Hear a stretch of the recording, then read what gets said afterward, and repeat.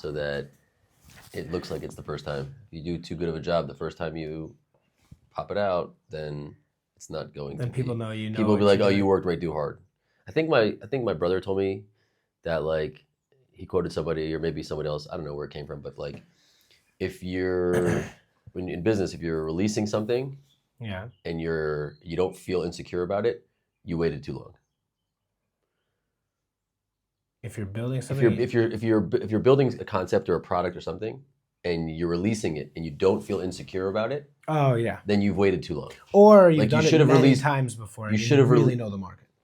No, but it's like, okay, fine. But I'm saying if you're releasing something new, you should be releasing it at a level where you're uncertain about whether it's going to land or not, so you can get feedback on it and what's going to. If you've done all the work and the feedback and you now were 100% certain, you waited too long to let it go. So being uncertain, things not going exactly how we want them to, or being the way we want them to be set up, that's a sign of testing something. I think this is a perfect segue into the thing that I think we should address, which is why we're doing what we're doing. And the thing that I want you to start talking about. This guy goes right in full speed.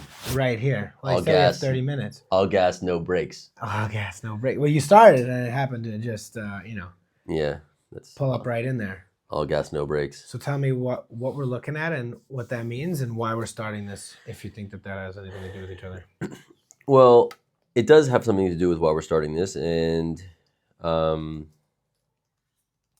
mean, let's say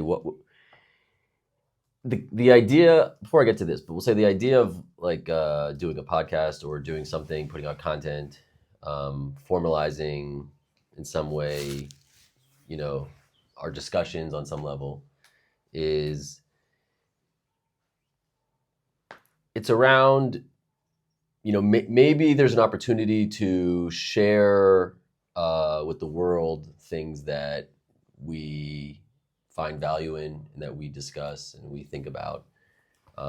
There's always that guess that, maybe who's going to care about the things that I think, or who's going to care about the things that I know. And it's I think oftentimes when starting something like this, it's like there's, you can either be, I'm such a smart person and I want to tell people what I know, or I feel like I'm the expert and twofold. A, you could be arrogant like that, and B, you can say, and that could be what drives you to do it. You can have some level of I don't know if the word is pretentiousness, but like I don't even think it has necessarily a negative connotation.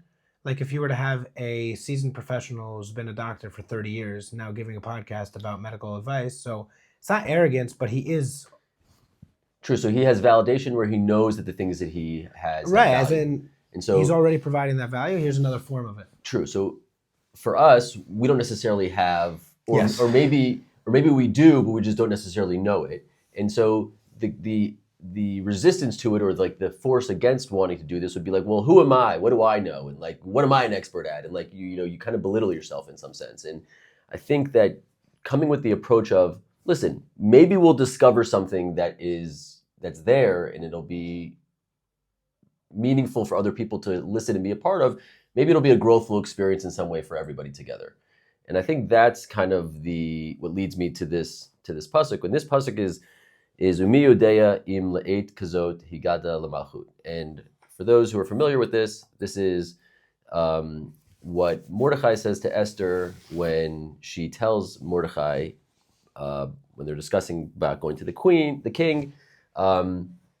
Don't you know that if I go to the king, he goes, you should go to the king. You should go to the king and you should help the Bnei Yisrael out. She goes, well, don't you know if I go to the king, like if you don't get called within 30 days, everybody knows that you're gonna die. And he says basically, like, listen, who are you to say what's gonna happen? You don't really know what the consequences of your actions are gonna be. Maybe it's worth investigating and putting some energy in and seeing what comes out of it. And there'll be an opportunity for you to respond to it in a way that is in line with God's plan. And so it's really a growth mindset. It's really being open to opportunities and to responding things that you don't necessarily understand how they're going to unfold, right? Just because you don't understand how something can unfold, that may be a limitation on your awareness, not a limitation on what's actually possible. And so this is a pasuk that I have hanging in my office because it's what's the word? Like a mantra? Yeah, like a mantra, or it's a deep value that I try to live by in my life. I try to not say no to things on face. I try to evaluate them and see what opportunities there are. And sometimes I overextend myself. That's the nature of that, is knowing how to, okay, this was too much, or how to, okay, this is the amount I can give to this or that, but at least willing to explore those things and seeing what's there. And so I would say, like, this podcast is or this recording or what we're doing is, I know that I have a deep pleasure in talking and discussing and conversating and thinking and reading and all that stuff. And I really love it. And so I thought to myself, well, it'd be great to have an opportunity to do that myself. And worst case scenario, I have good conversations that my kids can see. And maybe something bigger will come of it. And who knows? I don't know. Gary Vaynerchuk says, start putting content out into the world about things that you love, and people will start to understand your brand. Passion is very attractive. And so things that you're fired up about, often if people even have no interest in the topic, just the fire itself is often enough. Like, I've watched, I can say for sure, many pieces of content, just clips, because or whatever. They're passionate about. Yeah, like about a topic that I'm not necessarily interested in, but he was so fired up about it. He had there was so much going on. It was like, that guy's loving it. I want to see what he's loving about it. Yeah. Like, if there's that much love to access there, then I want a piece of that, whatever it is. Whoops, my bad. Then the clip ends, and obviously I don't look into it at all. But I think that something that I think is a little bit of a broader idea connected to this. Yeah, should we put that back? Should we pasuk of miudea im la'it kazot igal machus is what he's saying to Esther is, you're right. I don't know that this is the way it's going to go, but who knows? Maybe this is the reason that you got to the kingdom. Mm-hmm. Maybe this is the reason that you got to the kingdom to begin with. Who knows? It could be not. We're just reading into it. But I feel like there's what to go on that seems to indicate that there's actually something here worth looking at. And I feel like, on a little bit of a broader sense, and something that I feel like for sure is going to be spoken about a lot in the conversations that we will, God willing, have here, is that same experience for anybody who lives in this generation in terms of coming to Israel. Mm-hmm. Like, for 2,000 years, this has never even been an option that people are able to make the choice about. Yeah. Now it's presented to you right in front of your face. And honestly, that's more of the point, I think, which is, it's, don't close yourself off to something that you don't see a viable option, right? Meaning, one more time. Meaning, she's saying, I can't go to the king. She's saying, listen, she's not saying I'm not down to help the Jews. She's saying that's not a pathway that I think we should take, because everybody knows that's going to be certain death. And he's saying, well, don't be so certain that you know how that's going to turn out, right? And so it's like, don't rule something off the table. Well, in that regard, I don't know if he's saying that don't be so certain that you know. He's saying that might be your only action. You have one choice right now. It'll come from somewhere else. I'm not worried about the existence of the Jews and the longevity of Bnei Israel. Mm-hmm. This is your play right now. And who knows, maybe all of these random events that have been occurring over the past half a decade mm-hmm. have converged on this point for you to be able to walk in the door right now. Yeah. You might die, true, fine. But you're the only one who can make that decision. You're the only one in the position. You're the only one who's in the kingdom. Yeah. I just stand in the chatzer. You're the one who's actually in the place, you know what I mean, with the keys. Who knows? Maybe this is why. Maybe all of this came together so that you could walk in right now. And whatever, I feel like him being in the chatzer, by the way, him putting himself in the chatzer is what allowed for Esther to get to the kingdom. 100%. Meaning Esther never they were never even been in that position. They would never even been in Shushan. Exactly. So he was lobbying. Yeah. That's why he was there, lobbying to build a Beis Hamikdash. Why is he even in the king's? He'd already been living this mantra. He'd already been living this value system, which is why he was there in the first place. Yeah. It's also interesting because I feel like it kind of begs the question, just because we're about to have Purim, so I feel like it's just on our mind a lot right now, but it says go collect all the virgin women. Mm-hmm. She was not a virgin. No, she wasn't. So why are they collecting her? So there's two answers. Mm-hmm. One of them is that Mordecai willingly sent her, but there's midrashim that seem to say that he didn't want to send her initially. Okay. The other is that his relationship with her was hidden to everybody. Everybody. Ah. So meaning from the public perspective, she was a virgin. She was just a niece. Yeah. So she had no She had no spouse. She was not married. Yeah. And then it gets a little more complicated when she's like 70 years old, and you're like, but why not? She was the most beautiful person, and you're just like, tough to piece it all together. But you know what I mean? I definitely think that... You can get to some weird places if you take Umi Odea to the... No, I think it was a very sensitive relationship, you know what I mean? And he didn't want to show it off to everybody, and therefore he had to send her in. It was that or expose it. Yeah. And it looks like he went that route. But that Mordecai definitely... He's like the context of the story. He's the one who like put the story on the table. Yeah. He's the one who was like pushing the factors along. Like more, Haman sees him and then decides that he's going to do this. Mordecai's there to begin with, and you know what I mean. All these things take place in that. He sets the table. It's interesting that you mentioned that his hiddenness in terms of his relationship with her, because it would seem, or at least it would seem to me, is that that's like, you could say that's called tzniut, right? Keeping something private. There seems to be a relationship between, the more tzniut you keep something, it embodies more potential. Meaning, if you have an idea and you keep it to yourself, it can go in a bunch of different ways. As soon as you start announcing it to the world, it starts to take form in everybody's perception. And so there's a relationship, it seems, and the more potential there has, the more ability for things to evolve through it. And so keeping something tzniut actually is a mechanism of keeping potential open and keeping opportunity open and keeping... It increases your ability to respond to things by having things be private. And like that's literally the how Esther goes about executing. She keeps herself private as long as she possibly can until the right moment where now she defines the story. Right? Okay, now I'm going to step in and say something. Then she defines everything. Yeah, and then it's called Tainis Esther. It's Megillus Esther. She's the one who puts it into the Tanakh. They're like, no. She's like, yes. They're like, all right. By the way, that's what's going on in the story arc of creation. Is God is tzniut in terms of it'll be revealed at the end. Well, now only since Purim. Before it was Nigla. We didn't know that was going on. But we didn't understand it.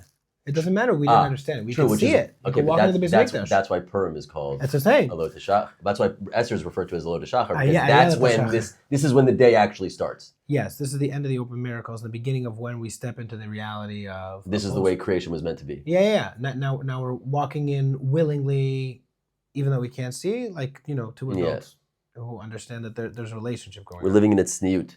I think that Dafka, in terms of the tzniut, it's very interesting because tzniut is also, I feel like, exposing. It's not just the not exposing yourself when it's inappropriate. It's also the exposing yourself when it is appropriate.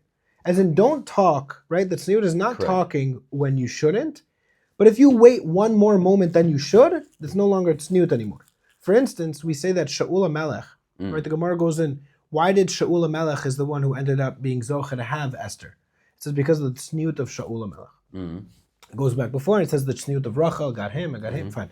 So the Gemara talks about this, and it says, what was the tzniut of Shaul HaMelech? So there's the classic story that I think probably a lot of people would think about in terms of Shaul, which is that when he was announced to be king, he was hiding in like the coat room.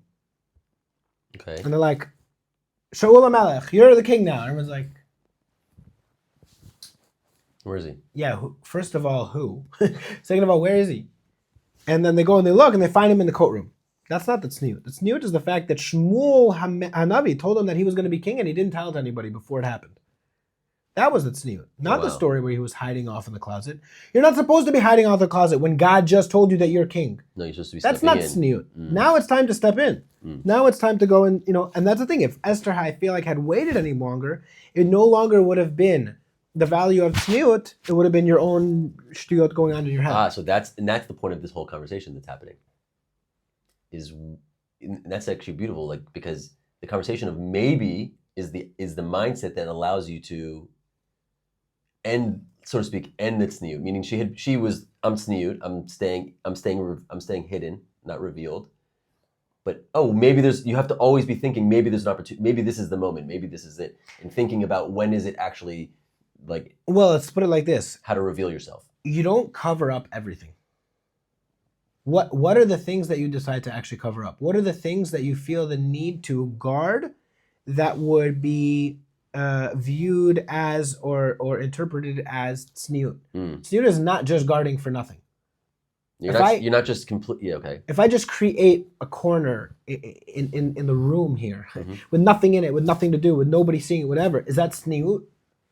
No, that's not tzniut. That's guarding nothing. Yeah. So I think the entire element of tzniut is the recognition that the thing you're guarding has a value and there's a time and a place, and it's not the time and the place right now, but it's to allow it to have the time and the place. Yeah. It's allow it to get to the time and the place for it to be matured and ready to go, and you know what I mean, out the door. So when she does end up talking, I feel like that is also an expression of tzniut. Because she's recognizing the... Because she recognizes the moment. Yeah. Let me check the... Yeah, check it to see if we're still recording. Still recording. Okay, we're good.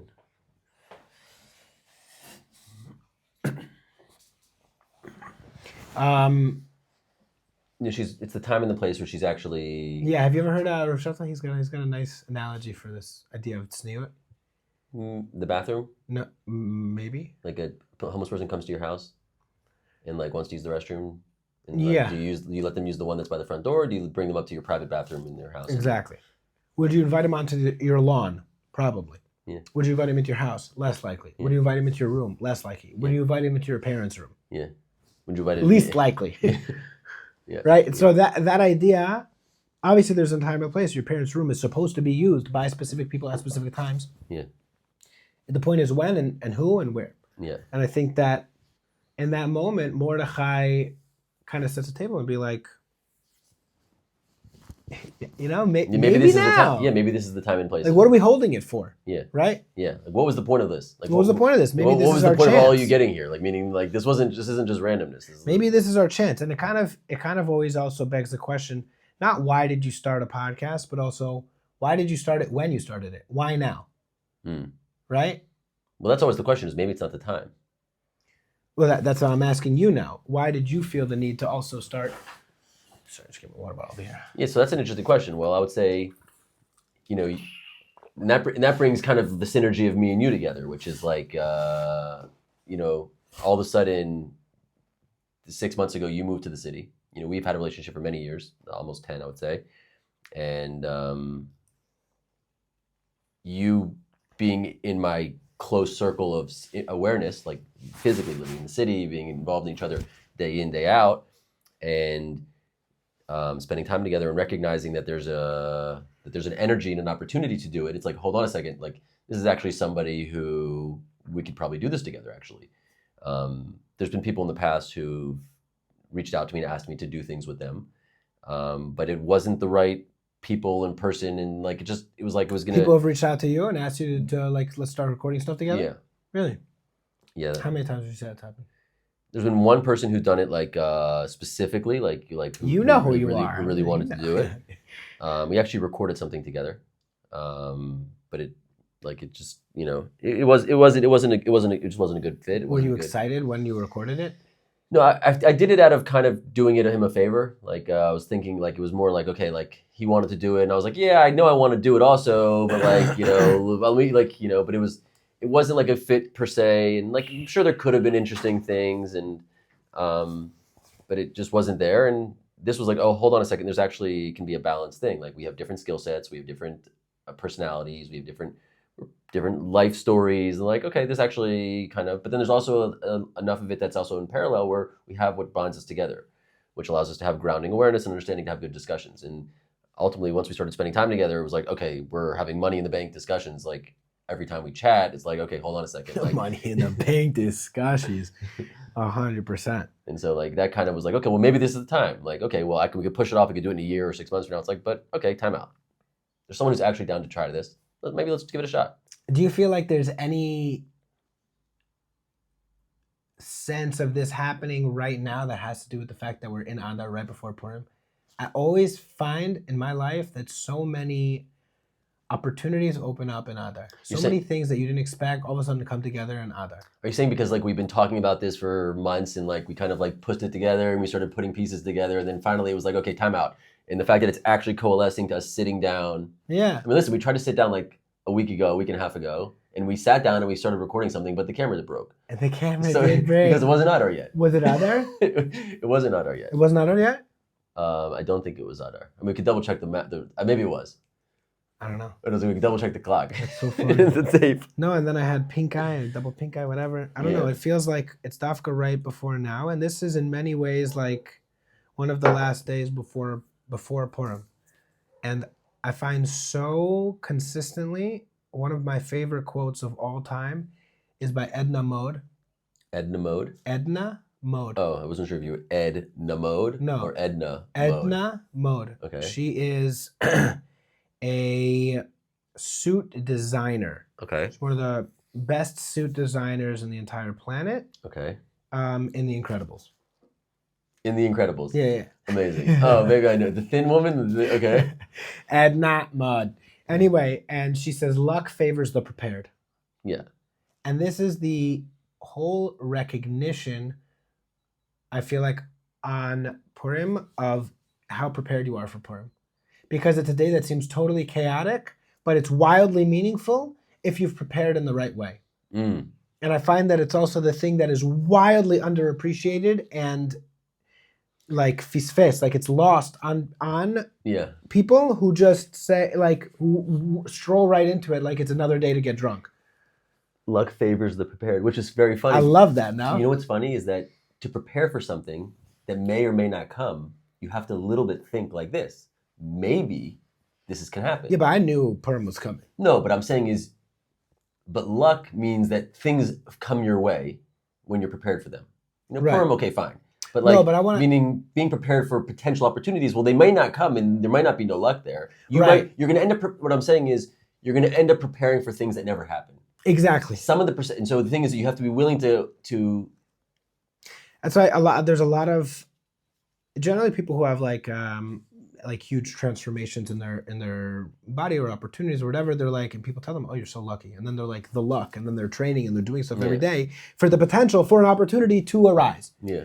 And I think though, even in a similar way, even though you know Purim is happening, there's Purim that happens, and then there's Purim that happens. Asher Karcha, like it's Mikra, I call Asher Kara. It just happened. This was there, that was there. I don't know, who knows, whatever. Yeah. And then there's Purim that, even though it has the same element of chaos, which is embedded in the very nature and core of Purim itself, produces something that's, extremely meaningful. Yeah. And feels also uniquely specific to your life at a time period. You know what I mean? Whatever it is. And I find that it's such a unique time period of control and not control and chaos. Yeah. And being totally in control of having no control. I no longer need control. Yeah. And being totally conscious and aware of that. The whole nature of Purim, you walk outside, it's like, yeah. And that's like, that's the energy. Yes, what you're expecting, but it's not like it's with no goal in mind, which is generally what chaos insinuates. It's some level of controlled chaos or something. We're aiming for something, and that's it somehow. And it's the same exact thing that I think, again, back to the original discussion, which is that he says, God will figure it out. Yeah. Chaos is the opportunity. Yeah. And that's really where Amalek gets confused. All they see is chaos. We see chaos as a tool. They see it as sovereign. This is But they are right about chaos. Oh, they're right about everything they say. Exactly. Or a lot of things. Except for the conclusions they come to. As I say, one of my favorite lines of all time has been on my mind a lot. Rabbi Shlomo Sprung. Okay. Big fan of Rabbi Shlomo Sprung. And he says that everything Amalek says is true. Every conclusion they draw is not true. But it's everything they say is true. And the line that the thing that he focuses on, or I think that I don't even know if he mentioned it, but no, he did. But it's a medrash that talks about how Haman convinced Achashverosh to agree to destroy, a highly productive population within his own society. Is a crazy thing to do. And so one of the things he says is, he says, listen, even and the hard thing about it is also that it's during a time when the entire statement that we're trying to make is that everyone's accepted. Yeah, it's like that's how the whole thing opens. That's how the whole thing opens, and Yeah. somehow he still convinces him to go forward with it. Yeah. Even with that, we always manage to be the exception, which is exciting. And so what he says is that he's like, listen, Achashverosh, did you know that if a Jew were to drink wine and a fly falls in the cup of wine, They won't. They'll pour it out and they'll drink. Yeah, he would take a spoon, fish out the fly, and then drink the cup. Yeah. But if you picked up his cup of wine, he would spill the whole thing out. That's true. Yeah, it is true. That's true. I'm like, oh gosh, that was good. Yeah. He's good, dude. He got really like Lashon Hara So as a whole nother level. I want to hear from your angle. Like, obviously, we talked about like where my mindset towards coming towards a podcast is, and obviously, I know you've done different podcasts, in your career. But obviously, the nature of this one's a little bit different. Yes. So I'm curious as to like maybe talk a little bit about what's coming on your side. And why. So it's funny. I already have an operational podcast. Okay. So this is like a second podcast for me, which is a funny thing. So it almost begs the question that you're asking, which is, you already have a podcast. What do you need a podcast for? Yeah. The podcast that I do in general is I'm the host of a podcast and I'm interviewing somebody else and asking them about the community that they live in Israel to show people who are not in Israel, primarily America. It's in English. That's where I'm from. You know what I mean? I'm not going to beat around the bush there. Yeah. To show them what's out there, what's available, what they can look at. I'm happy to put people in touch and help inform people so that they can make decisions so that we can all get in the door. Yeah. That does not... It has an agenda, so to speak? Of course it has an agenda. It's a very clear agenda. That's fine. No, that's my point. It's a tool for something, and I think it's an amazing tool. I actually really like it, and I think the conversations are good, and I'm looking to grow it. It's hard to give it my full attention because I'm, doing a lot of different things in a lot of different directions, but it's my goal, and I plan on continuing with it. I love it. People give me good feedback. But it's not a platform for me to speak. And it doesn't give me, a consistent place to be able to talk from and bring up things that I want to do. And so there's a few things that I want to do, and there's like segments that I want to bring up that are more playful. And for me, I'm putting out content every single day. So another consistent platform for me to produce content and get a little more creative with it and playful and whatever. It just seemed like, I've been looking kind of for a way to do that. I was thinking about building a studio of myself in an office that we had in Netanya a while ago. We ended up moving out of there. It didn't work out, whatever it is, but it's like been on my mind to do that. And then, one of my favorite things about moving here, 6-7 months ago, and us having consistent, it's funny, you have a lot of friends in your life, but at the end of the day, the people who you're actually seeing on a consistent basis, that's like a different level. It's not just a different level in terms of depth necessarily. You could have people who you're very close to whenever you talk to them every time, but just a different sphere of your life. Like it's on a consistent basis. That's who you're like inputting information consistently in, and then it's influencing, what you're about. And to me, a big part of it also when I started partnering on some level. Yeah. When we started, first of all, just getting together consistently, and then started working out, and then started learning, and then we're like, okay, like the time we spend together is enjoyable, but it also, I think we have got a similar goal of having produce. You know what I mean? Being a productive experience. Moving ourselves forward. So once I saw I had a real partner in it that, you know what I mean? That we could do it, that was definitely the other factor. That was a huge motivating piece to begin this. Okay. Endeavor. Very exciting thing. Who knows? So what I want to know from you, just a little bit, to kind of go ahead, catch people up, because I feel like I do have a podcast and I'm very on social media videos. Nobody really knows me except for my WhatsApp statuses every couple days. Right. What I'm personally inspired by what you've done over the past 3 months, 2 months, 2 months. And I kind of want you to, if you could just talk about what you've been up to, what you do. Who is Yerucham? Okay. Yerucham is somebody who loves helping people in solving life's most fundamental challenges. As a young kid, I was just a curious human being who was interested in everything. And, really enjoyed getting along with people and just having enjoyable experiences with people. And so That's probably the most generic statement I've ever heard about anything. but that is generic, but that's also kind of what drives me, right? Really just enjoyable experiences with people meaningful experiences with meaningful people. And so there's a deep desire to help the people closest to me go through life in a way that's pleasurable, so that let's say the good things are sweet, and I have a technical aptitude that's driven me towards engineering over my life. And I think probably in my first semester of engineering school, I sat down in engineering school and I looked around and I saw all the Indians and Japanese people and all the nerds and everybody, and looked around and said, "Mi Yotze Dauphin," right? Yeah. Like, who sticks out? Yeah. It's like, this is. I played football. This is not me, like, But I really enjoyed the math and the science and all that stuff, and I was capable of it. And so I just decided, I'm going to go through it, and I'm going to use that in my life. And so we're coming to the last few months, which is I spent 10 years essentially working in the human side of engineering corporations, whether it's post-sales engineering or delivery of autonomous drones, which really expanded my ability, it really refined my ability to understand people's needs, break them down into the core fundamental challenges, and provide solutions to them. And I mean, the most recent role that I held officially actually was solution engineer. And it's funny because like it was my role and things like that, but like now that it's not my role anymore, I joke that I'm a solution engineer because like, it kind of is kind of what I do. There's a challenge there not to solution everything, right? You don't want to be someone who finds a solution for everything. If every guy with a hammer sees a nail, right? So that's where the nuance comes in. But I basically took a step back a few months back after that because I was fortunately let go in June, right? God's got his plan for everybody. Did it feel fortunate when you got let go in June?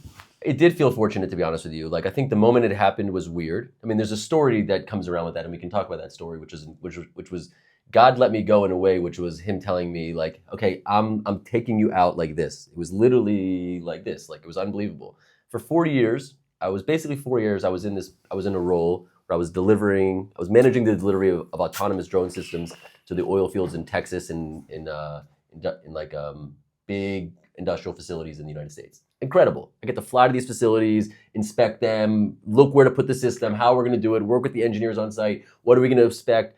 I plan the entire, where does the drone fly, how does it inspect these things, everything, the whole site. I'm flying around the biggest oil refineries in the world, okay, with my drones. I'm sitting there in Israel watching pilots fly my drones. I tell them what to fly. It's incredible. Like, for somebody who's this is just so much fun. Like, but like there was a growth element, meaning I needed to grow. And not one time during that entire 4 years was I there did I ever think about leaving. Seriously. Never looked at a job and said, let me apply for that job. One day, I had my things about it, and I understood maybe it was time to leave. One day I was at my parents' house. I came across a job description for something that I actually piqued my interest for real. It was a Friday, and I was like, hold on a second. That's a job if they'll pay me money that I need to live, that's a job actually worth checking out. That was on a Friday.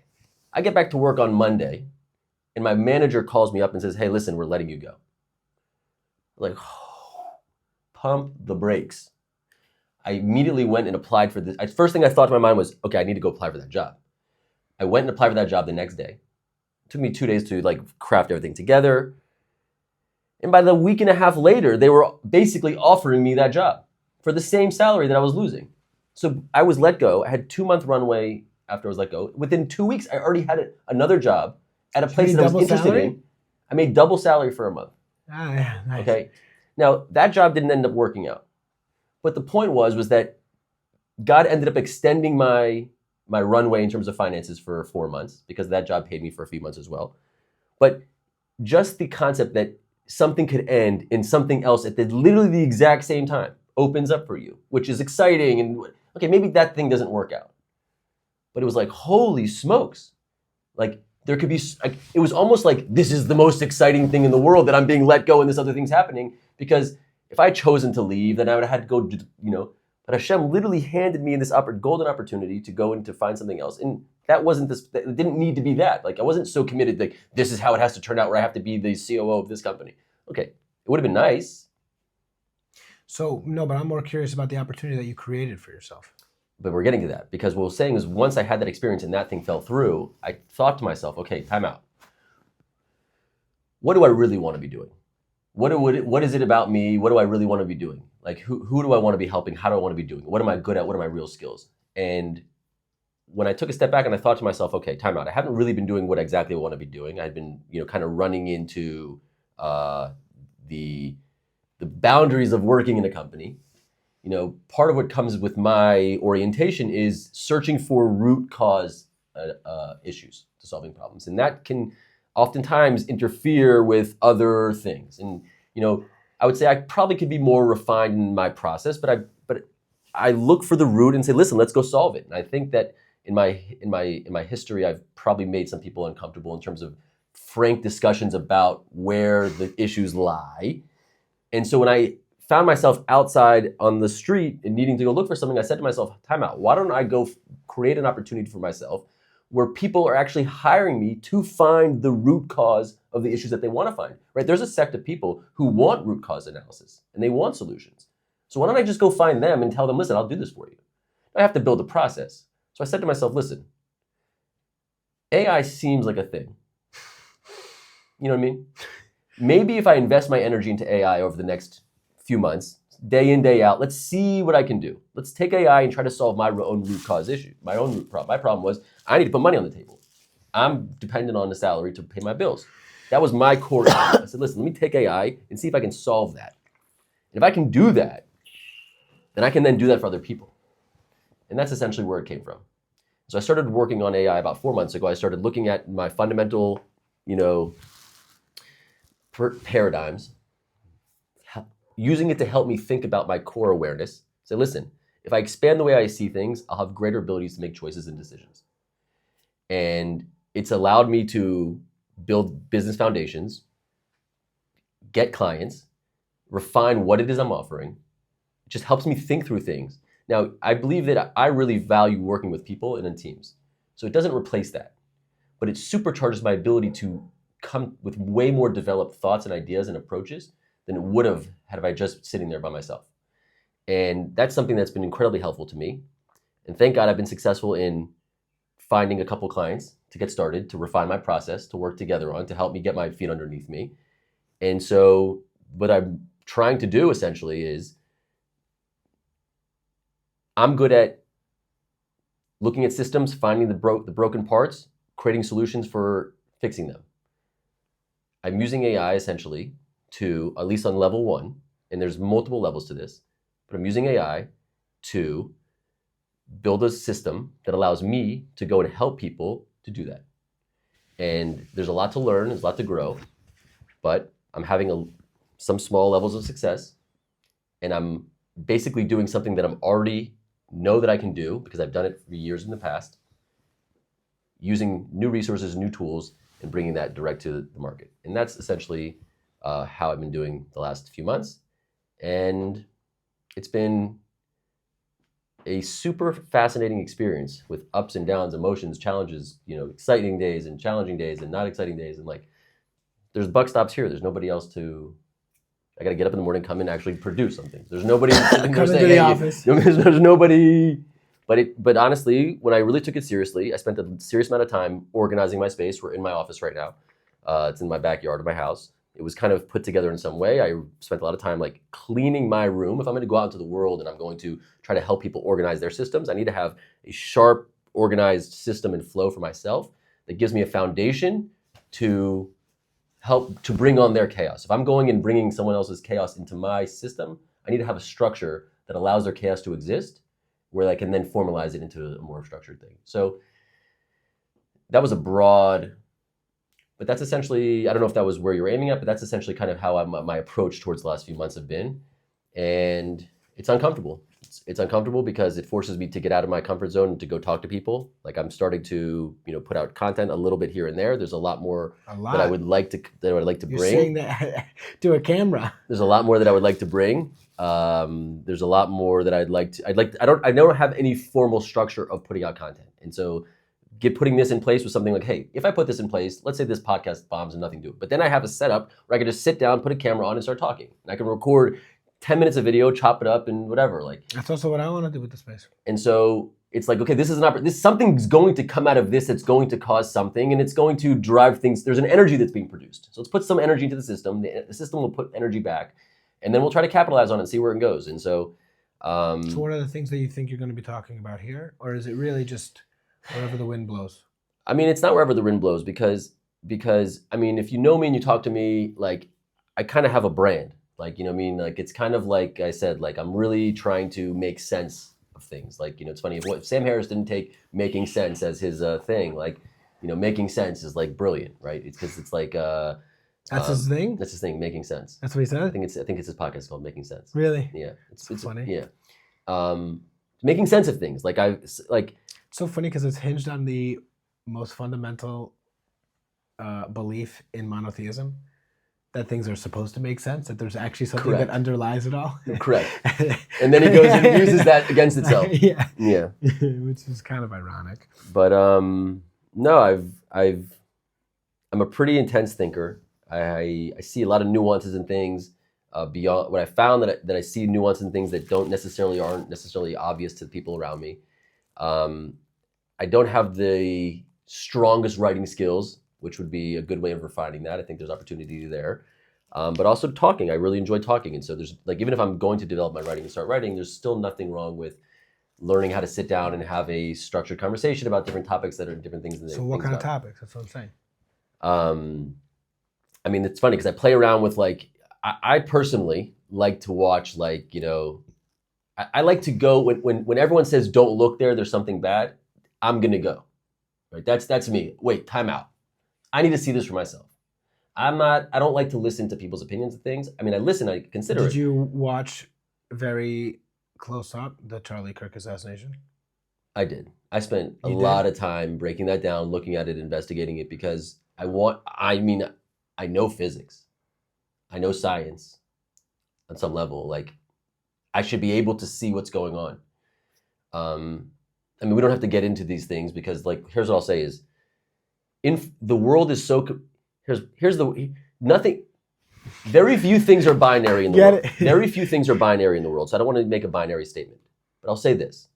This is something I teach my children, which is, if there's a story that's presented to you that seems simple, it's most likely leaving things out. There's almost no such thing as simple. It doesn't really exist. So when someone's presenting a simple story to you, you can almost be certain, whether it's intentional or unintentional, something's being hidden. Okay? And so that's kind of like a radar. So when something happens that's incredible, and someone brings a simple story, it's like, okay, time out. That may have some truth to it, but it's probably not the whole story. So let's actually take a step back and let's just ask questions and aware. For example, people hate Candace Owens. Okay? It's funny, I actually have an affinity for her because she grew up down the block from where my wife's family grew up. I literally know the buildings that she grew up in. I've been there hundreds, if not thousands of times, that neighborhood. I know the school she went to. I know the neighborhood. It's like, there's something about her that's like, oh, I know this. Familiar. I'm familiar with her. Like, Mac Miller grew up in the same neighborhood. Mac Miller and I went to play baseball with his brother. Okay? He was a little kid. He used to sit on the side. His dad used to drive me to baseball. And Miller McCormick, his older brother, and I used to play baseball together when we were in 5th, 6th grade together. Remember when he introduced himself to me for the first time? He said to me, what's your name? I said, Yerucham. He said, okay, what's the first initial of your first name? It's like, Y. He's like, okay, we're just going to call you Y. Okay? So Mac Miller, his name is really Malcolm McCormick, and Miller McCormick is his older brother. And so his name, and I knew this kid throughout high school. A lot of my friends did in Pittsburgh. So he took his name as Mac Miller. It's a mixture of his name and his brother's name together. Okay? It's kind of funny. Yeah. But I knew the guy. So I don't know Candace Owens. But the point is that everyone says, don't look at Candace Owens. Now, I'm not saying that everything she says is truth. I have no idea.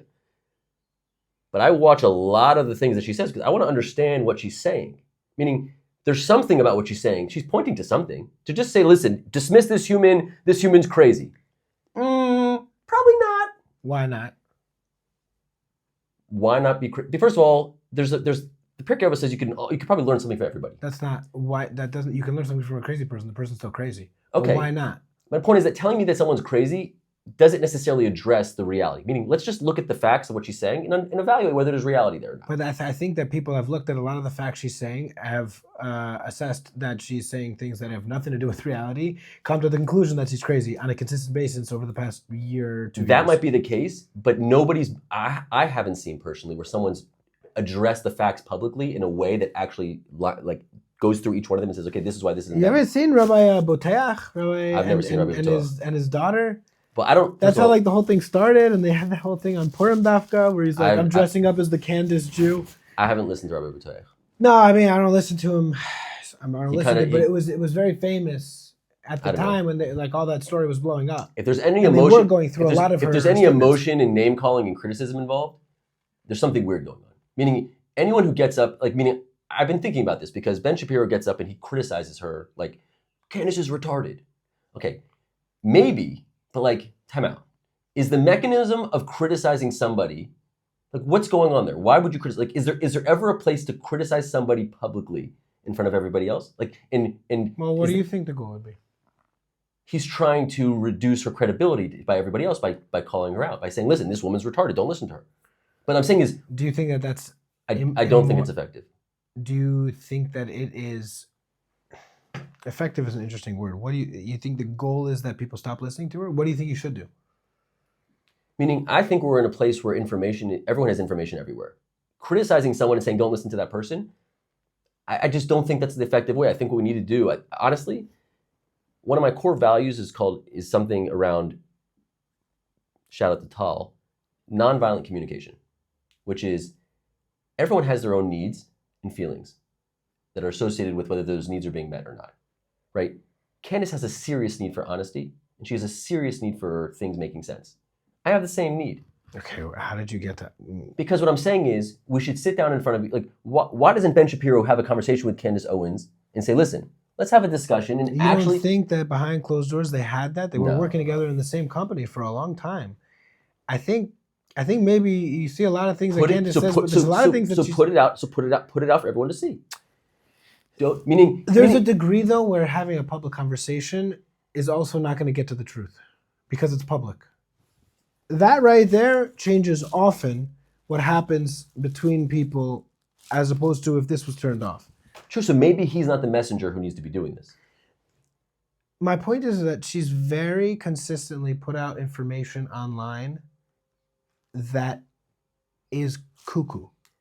Here's what I'll say is, I agree that she doesn't always have the facts and that her approach towards her reporting should be different. I will not argue with that because there are certain things that you need to consider when I need to go, I have a meeting, but let's finish this up. There's certain things that